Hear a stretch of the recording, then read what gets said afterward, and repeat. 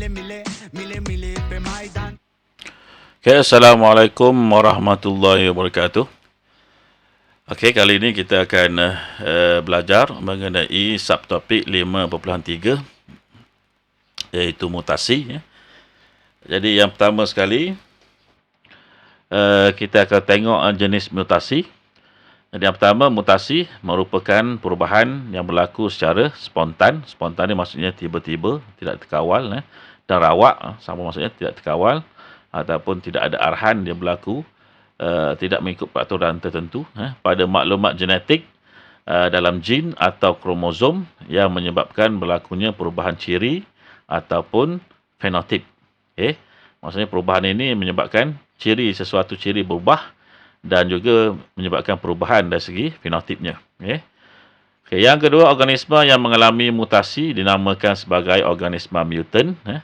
Dan yang ketiga, terdapat dua jenis mutasi, iaitu mutasi jin dan juga mutasi kromosom. Jadi sekarang kita tengok mengenai dua jenis mutasi ini. Okey.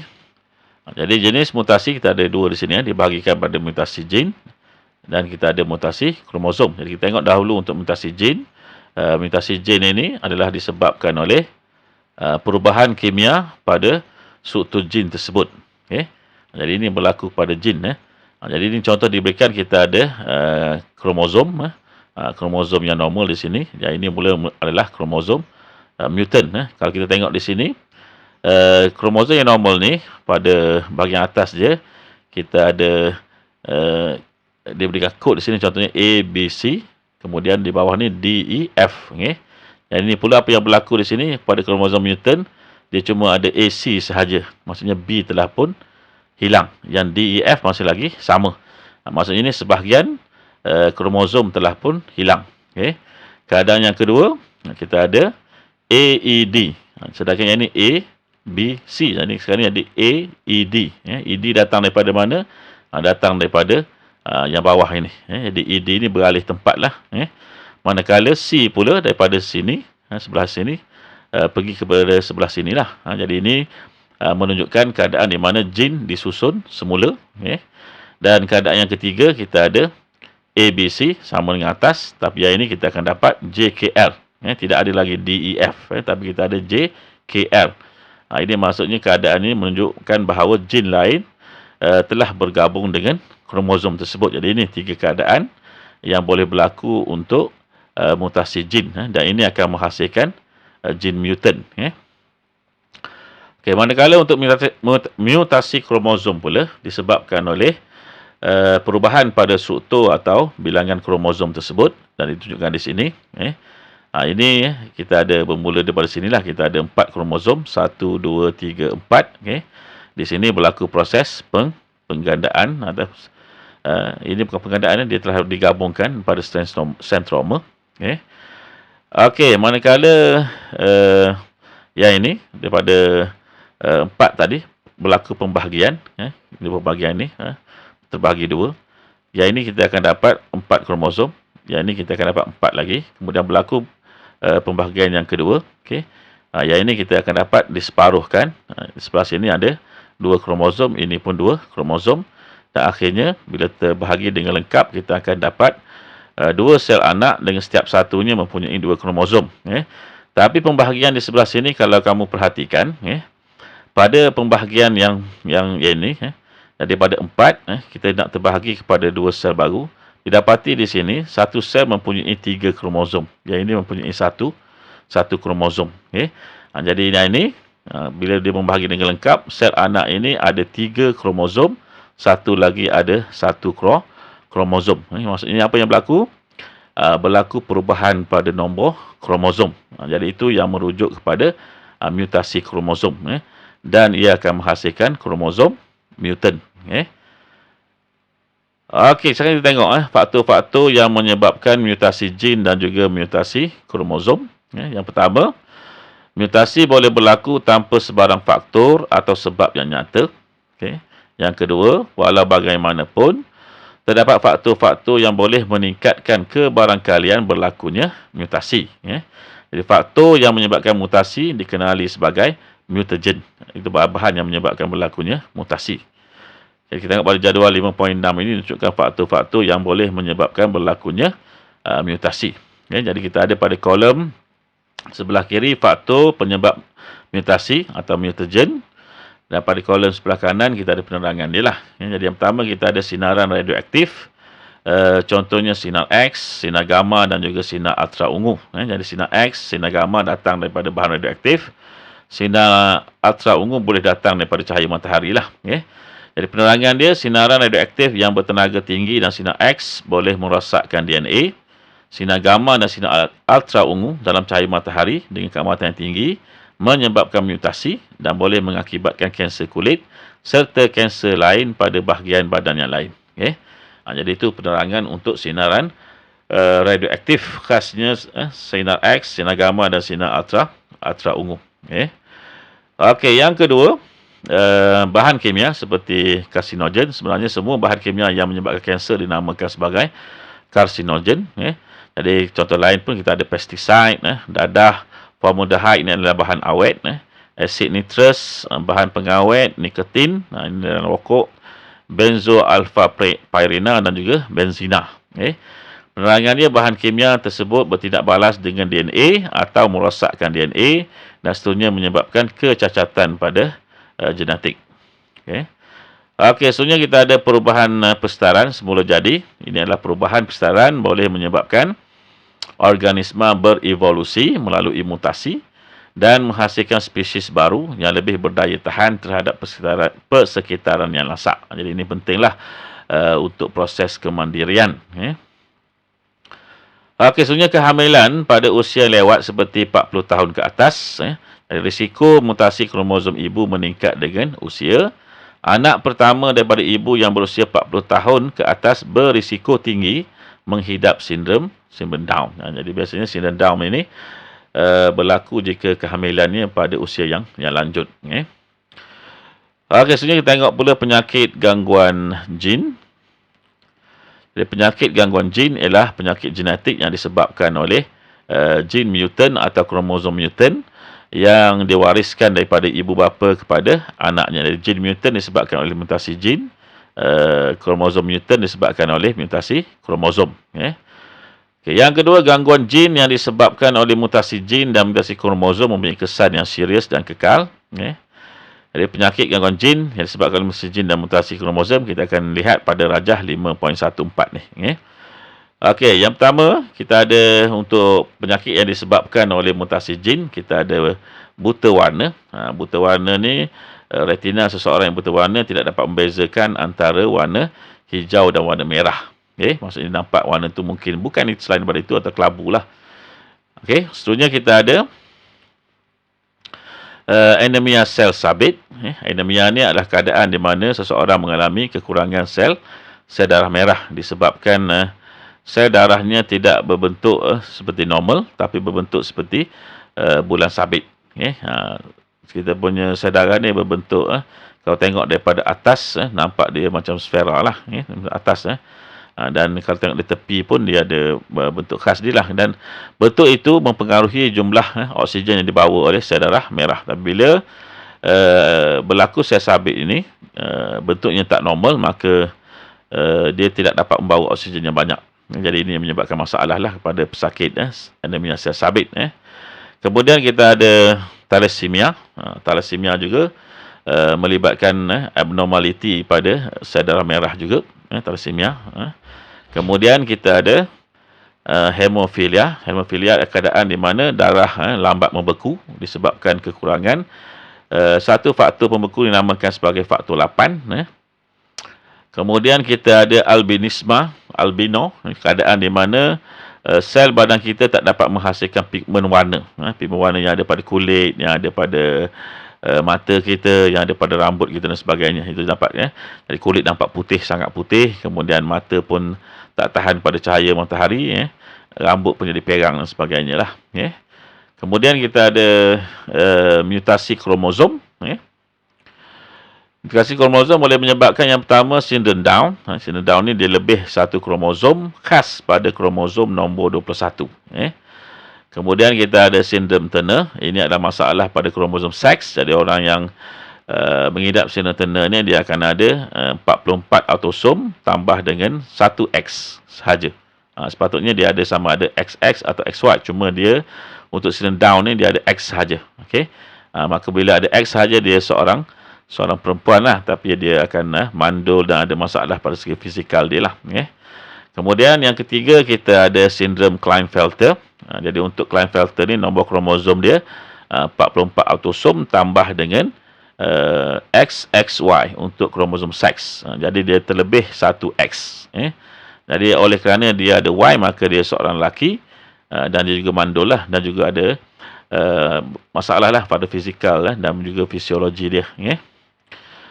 Okey, yang keempat, penyakit gangguan jin tidak dapat dirawat kerana gangguan jin tidak boleh dihalang atau diperbetulkan. Okay.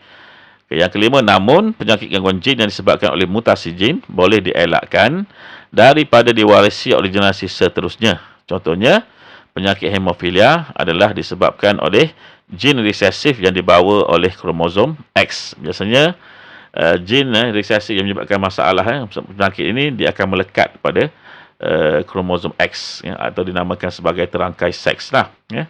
Oleh itu, lelaki dan perempuan yang mengidap hemofilia dinasihatkan agar tidak berkahwin sesama mereka dan mempunyai anak kerana kebarangkalian untuk anak mereka sama ada lelaki atau perempuan untuk mengidap hemofilia adalah tinggi. Kita tengok pada rajah 5.15 di sini. Contoh ditunjukkan di sini melalui skema pewarisan. Okey, jadi kita ada di sini pada gambar rajah 5.15 tunjukkan di sini. Petunjuk dia XH ialah alel dominan normal dan XH kecil ialah alel resesif untuk hemofilia. Jadi kita ada fenotip induk, bapa normal, ibu merupakan seorang pembawa. Dia tak sakit tapi dia membawa jin hemofilia. Jadi genotip induk kita akan tulis untuk bapa kerana dia seorang lelaki, XH besar itu normal, Y.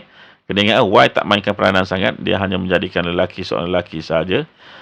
Kemudian untuk ibu kita ada XH besar, XH kecil. Jadi kita ada satu ni, XH kecil yang mewakili alel resesif hemofilia. Tapi oleh kerana normal H besar ni adalah dominan, maka tidak ditunjukkan sifat hemofilia pada ibu, tapi dia merupakan seorang pembawa. Okey.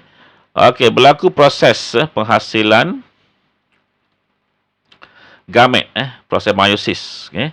Dia akan menghasilkan gamet, jadi dia akan diploid yang ada pada bapa ini akan dipecahkan, diseparuhkan. Kita akan ada XH besar, satu lagi Y. Okey, manakala ibu pula selepas meiosis akan menghasilkan dua jenis ovum, XH besar dan juga XH, H kecil yang merupakan hemofilia lah.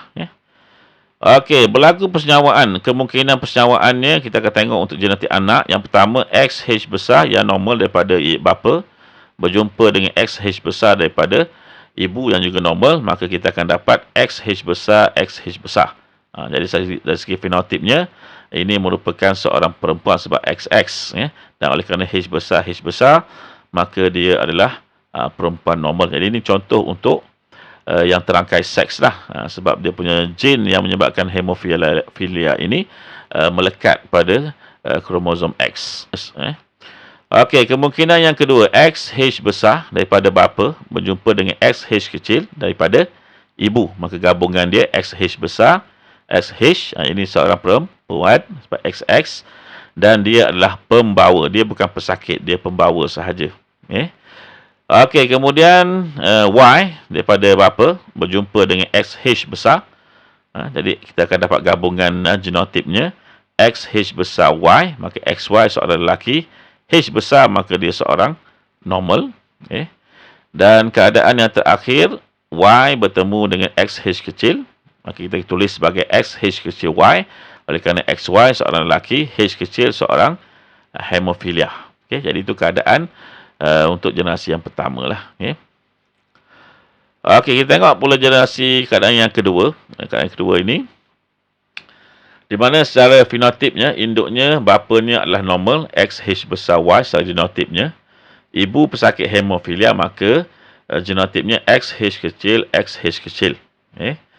Okey, sebenarnya berlaku proses meiosis, penghasilan gamet. Gamet yang terhasil untuk bapa XH besar Y, untuk ibu XH kecil, XH kecil. Ya. Okey, berlaku persenjawaan. Jadi kemungkinan yang berlaku kepada persenjawaan antara sperma dan ovum tadi. Yang pertama, XH besar daripada bapa berjumpa dengan XH kecil daripada ibu, maka kita akan dapat XH besar, XH kecil. Maka ini seorang perempuan sebab XX, H besar, H kecil, maka dia adalah pembawa sahaja. Kerana ciri dominant, ciri yang normal dominan ini akan menunjukkan ciri dia. Okay? Jadi yang resesif akan disembunyikan. Okay? Okey, yang kedua, XH besar daripada bapa berjumpa dengan XH kecil daripada ibu. Gabungan dia sama dengan yang pertama tadi, XH besar, XH kecil, maka dia seorang perempuan juga pembawa. Okay, kemungkinan yang ketiga, Y daripada bapa berjumpa dengan XH kecil daripada ibu. Gabungan genotip dia XH kecil Y. Jadi oleh kerana XY maka seorang lelaki, oleh kerana ada satu H kecil maka dia adalah pesakit hemofilia. Jadi kemungkinan yang kedua kita akan dapat sama jugalah. XH kecil Y, seorang lelaki hemofilia. Dalam kes ini maksudnya jika dalam kes ini jika dapat anak lelaki, confirm anak lelaki tersebut akan mengidap hemofilia. Tapi untuk kalau dapat anak perempuan, confirm bukan pesakit tapi pembawa.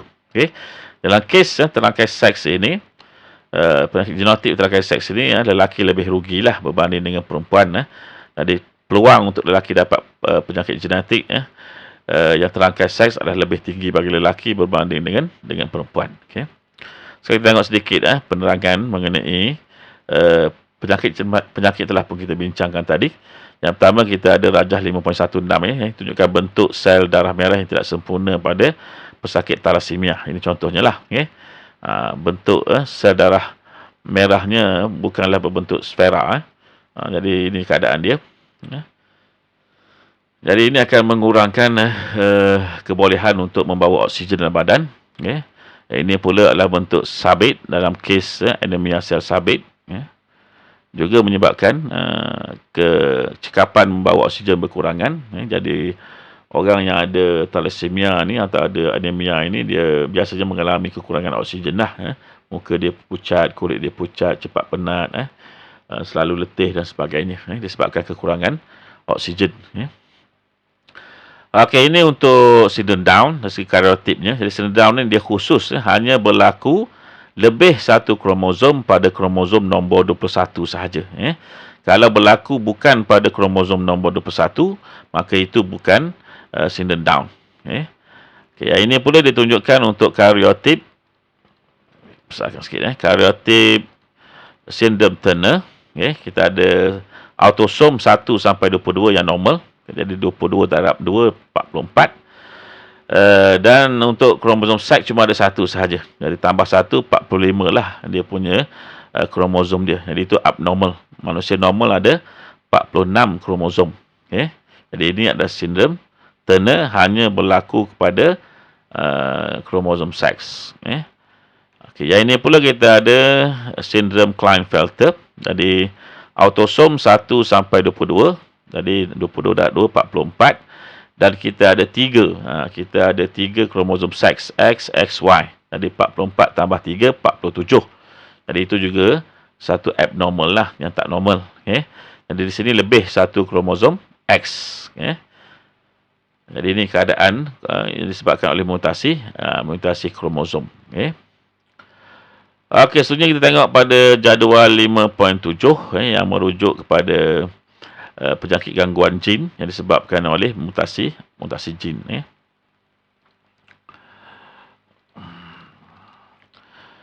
Okey, penyakit yang pertama adalah buta warna. Jadi ciri-ciri dia, penyakit ini diwarisi melalui alel resesif pada kromosom X yang merupakan jin terangkai seks yang lazimnya berlaku pada lelaki. Pesakit tidak dapat membezakan warna merah dan hijau. Jadi lebih ramai lelaki berbanding perempuan yang mengalami buta warna. Kaedah mengesal penyakit dikenal pasti dengan menggunakan kad ujian buta warna. Okay. Okey, penyakit yang kedua kita ada anemia sel sabit. Ciri-ciri dia, penyakit darah yang diwarisi melalui alel resesif pada autosom. Jadi ini berlaku pada autosom. Autosom ni maksudnya sel-sel yang mempengaruhi rupa bentuk badan kita lah, fisiologi dan juga fizikalnya. Yang kedua, sel darah merah berbentuk bulan sabit dan menyebabkan fungsi pengangkutan oksigen tidak sempurna. Jadi penyakit mudah merasa letih, kelihatan pucat dan lemah. Cara pengesanan dia dikenal pasti melalui pemerhatian bentuk sel darah merah melalui mikroskop dalam ujian darah.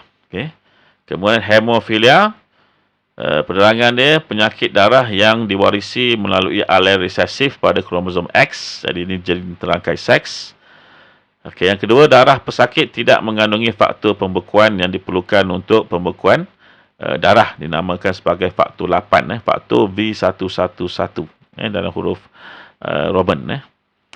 Yang ketiga, darah pesakit sukar membeku lalu menyebabkan pesakit mengalami kehilangan darah yang banyak apabila tisu badan tercedera. Jadi ini risikolah bila kita kehilangan darah yang banyak, kita boleh pingsan atau boleh bawa maut. Cara mengenal pasti, dikenal pasti dengan mengkaji alel terangkai seks pada kromosom X. Okey, selanjutnya kita ada thalassemia, penyakit darah yang diwarisi melalui alel resesif juga pada autosom. Yang kedua, sel darah merah mempunyai hemoglobin yang abnormal. Sel darah merah yang kecil dan jangka hayat sel yang lebih singkat. Dan yang keempat, keadaan ini menyebabkan kekurangan sel darah merah yang teruk dan kurang oksigen dihantar kepada sel-sel badan. Okey, jadi untuk thalassemia, cara nak kenal pasti, dikenal pasti melalui pemerhatian bentuk dan penentuan bilangan sel darah merah menerusi mikroskop dalam ujian darah. Biasanya kamu bila terkena 4 akan ada lah nurse atau doktor daripada klinik kesihatan Maran ataupun KKM Maran datang untuk mengambil sampel darah kamu untuk menentukan kamu thalassemia atau tidak. Kerana thalassemia ni antara yang Pahang ni antara negeri yang banyaklah thalassemia. Kalau ikut daripada segi kajian mengatakan thalassemia ini merupakan satu ciri perubahan evolusi yang berlaku kepada orang-orang yang menetap di tepi sungai untuk sebagai adaptasi kepada malaria. Itu menurut kajian lah. Jadi kalau kita ikut baca sejarah orang Melayu banyak memulakan penempatan pada tepi-tepi sungai, terutamanya di Pahang ni. Okey, seterusnya kita tengok pula pada jadual 5.8 untuk penyakit gangguan jin yang disebabkan oleh mutasi kromosom. Jadi yang pertama kita ada sindrom Down. Jadi 45 tambah XY atau 45 tambah XX bergantung pada jantina. Kalau 45 tambah XY maka Down syndrome lelaki, 45 tambah XX Down syndrome perempuan. Jadi disebabkan oleh penambahan satu kromosom. Jadi ciri-ciri dia, penghidap sindrom Down mempunyai 47 kromosom, iaitu kromosom 3 kromosom pada kromosom nombor 21. Jadi pesakit mengalami kerencatan mental dan fizikal, lemah sistem kardiovaskular. Kardiovaskular ni merujuk kepada jantung dan juga sistem peredaran darah, serta mempunyai mata yang sepet, muka yang leper, hidung dan mulut yang kecil, lidah yang terjeler, serta leher, tapak tangan dan jari yang pendek. Kaedah pengesanan dikenal pasti melalui kajian karyotip dan juga amniosintesis. Amniosintesis maksudnya dia akan ambil air. Semasa kamu dalam kandungan dan kamu dalam air, kita ambil air daripada rahim tersebut untuk menentukan kandungan jin pada janin tersebut. Sebabnya kita dalam air ni sentiasa ada banyak sel yang akan sentiasa mati dan tercabut daripada fetus tersebut. Maka itu yang diambil untuk diuji kandungan genetiknya. Okey, yang kedua kita ada sindrom Turner, 44 tambah X0 kromosom. Jadi dia kurang satu kromosom seks X. Ciri dia perempuan, kerana X sahaja maka perempuan. Yang menghidap sindrom Turner mempunyai 45 kromosom, iaitu 44 autosom dan satu kromosom seks X. Disebabkan ketiadaan satu kromosom seks X. Jadi pertumbuhan pesakit terencat, berbadan rendah, mandul, kurang ciri-ciri seks sekunder perempuan. Okay. Kaedah mengesan dikenal pasti melalui kaedah karyotip dan juga amniosintesis, sama seperti yang Down syndrome tadilah. Okay. Sebenarnya kita ada sindrom Klinefelter 44 tambah XXY kromosom. Jadi ini melibatkan penambahan satu kromosom seks X. Jadi seorang lelaki kerana X ada Y, XY lelaki. Lelaki yang menghidap sindrom Klinefelter mempunyai 47 kromosom, iaitu 44 autosom, 2 kromosom seks X dan 1 kromosom seks Y. Ya. Jadi 1 kromosom seks X berlebihan pada kromosom seks. Jadi ciri-ciri dia, ciri-ciri seks sekunder lelaki tidak berkembang, perkembangan testis yang terbantut, maka dia mandul, mempunyai ciri-ciri kewanitaan seperti payudara yang besar, nada suara yang tinggi dan kurang bulu badan. Cara mengenal pasti, dikenal pasti juga melalui kaedah karyotip dan juga amniosintesis. Sebenarnya kita tengok kaedah mengesan gangguan jin. Yang pertama, penyakit gangguan jin boleh dikesan dengan menjalankan kajian karyotip dan juga amniosintesis. Kajian karyotip bertujuan untuk mengkaji bilangan, saiz dan rupa bentuk kromosom dalam nukleus sel. Sebarang keabnormalan pada bilangan, saiz dan rupa bentuk kromosom akan menyebabkan masalah pada perkembangan dan pertumbuhan seseorang serta pada fungsi badan. Ini contoh ni dah. Ini bila kita ambil daripada nukleus dan kita buat karyotipnya, didapati di sini kalau lihat pada kromosom yang ke-9 ada pertambahan satu kromosom, lebih satu. Jadi dalam kajian karyotip, gambar kromosom daripada sampel tisu individu diambil dengan bantuan mikroskop dan pada rajah 5.22 menunjukkan secara ringkas langkah-langkah dalam kajian karyotip lah. Yang pertama, kita ambil sampel darah daripada individu, kemudian tambahkan bahan kimia pada sampel darah tersebut dan diinkubasi selama 2 hingga 3 hari. Jadi langkah ini bertujuan merangsang mitosis dalam sel sehingga peringkat metafasa. Kemudian pindahkan sampel ke dalam tiub dan dapatkan lapisan yang lebih pekat melalui kaedah emparan. Emparan ni kita akan pusing tiub yang menyimpan sel tadi pada kelajuan yang tinggi. Kemudian masukkan sampel yang telah diempar ke dalam tiub lain yang mengandungi bahan penetap. Kemudian titiskan sampel sel ke atas slide kaca dan tambahkan pewarna. Pewarna ni untuk mudah kita nampak kromosom tersebut. Perhatikan sel yang telah diwarnakan di bawah mikroskop. Ambil gambar kromosom dengan bantuan mikroskop, cetak gambar tersebut, potong dan susunkan untuk membentuk karyotip. Jadi perhatikan susunan karyotip untuk mengesan sebarang keabnormalan pada kromosom dan mengenal pasti sama ada individu tersebut mempunyai penyakit gangguan jin ataupun tidak. Contoh di sinilah kita akan dapat kromosom ke-9 sebagai kromosom mutant di sini. Sebenarnya kaedah yang kedua kita ada amniosintesis, merupakan ujian prenatal sebelum dilahirkan yang dilakukan bagi mengesan keabnormalan sel fetus pada minggu ke-15 hingga ke-20 kehamilan. Dan kita akan tengok pada rajah 5.23 ni. Kaedah ini bermula dengan mengenal pasti kedudukan fetus dan uterus selamat dengan menggunakan teknik ultrabunyi. Jadi apa yang dibuat? Yang pertama, sedikit bendali amnion diambil dengan menggunakan jarum steril yang dimasukkan dengan berhati-hati melalui bahagian abdomen ibu menembusi dinding uterus. Ini. Jadi bayi ini dalam satu kantung dinamakan sebagai amnion sac atau kantung amnion. Dalamnya ada cecair amnion. Yang kedua, bendali amnion yang mengandungi sel fetus yang terampai diekstrak keluar. Jadi fetus ini sentiasa akan mengeluarkan sel dia, ada yang tercabut dan sebagainya. Jadi memang ada sel dalam cecair amnion tersebut. Yang ketiga, sel fetus diasingkan daripada bendali amnion melalui emparan. Yang keempat, karyotip diperolehi daripada sel fetus yang terasing. Jadi ini kaedah amniosintesis. Kita sambung ke bahagian seterusnya. Assalamualaikum warahmatullahi wabarakatuh.